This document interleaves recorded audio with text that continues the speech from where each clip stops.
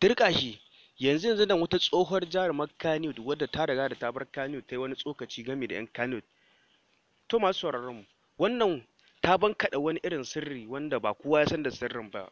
Yanzu nan suka tattauna da suka yi da Hadiza Gaban, fitacciya shahararriya ta fim ɗin gidan Badamasi, suka yi wannan hira. To daga masu son ainihin su ga wani cikakken wannan labarin da abin da ya faru, su biyo mu har ƙarshen wannan bidiyon. Mun gode.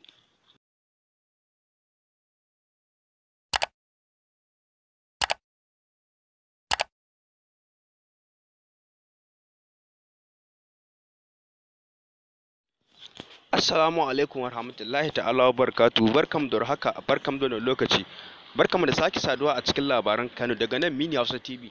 Dan so dan Allah idan ga ne farkon zuwan ka wanda ta mai albarka, ka dole ka dangwala mana alamar subscribe da alamar ƙarar sanarwa. Ta haka ne da zarar mun ɗora sabbin ayyuka za su zo ma kai tsaye. Mun gode.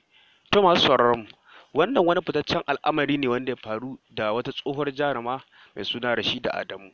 Akan abin da ya faru, ta fito tana gargaɗa baki ɗayan Kannywood kuma da sababbin actress wanda ba su kai da shiga Kannywood ba, take masa ra'i da cewa kan wanda suke ya ƙara shiga saboda sakamakon wani dalili ne da ya janyo jarumar take nuna Kannywood ba alheri ba ce, wahala kawai a kisha cikin ta, inda jarumar ta fito take bayani da hirar da suka yi tare da fitacciya shahararriya ta fim ɗin gidan Badamasi a gidan tibinta na sashen YouTube mai suna Hadiza Gaban Official. To masu sauraron, wannan wani irin al'amari ne wanda ya fito wadda wannan fitacciya da za ta yi wannan magana da ainihin abin da ya faru, domin ainihin ganin wannan cikakken wannan hira ta musamman. Kuna idan na description na wannan bidiyon namu wanda muke kai ciki za ku ga ainihin cikakken hira a Hadiza Gaban Official, ainihin cikakken abin da ya faru. To jama'a, mu dai abin da zamu ce sai dai mu ci Allah kyauta, Allah kiyaye gaba. Kenan yanzu an kawo lokacin da yan Kano da kansu za su rika zagin junansu da kansu, wanda suke faɗi kan cewa Kano ba alkhairi ba ce.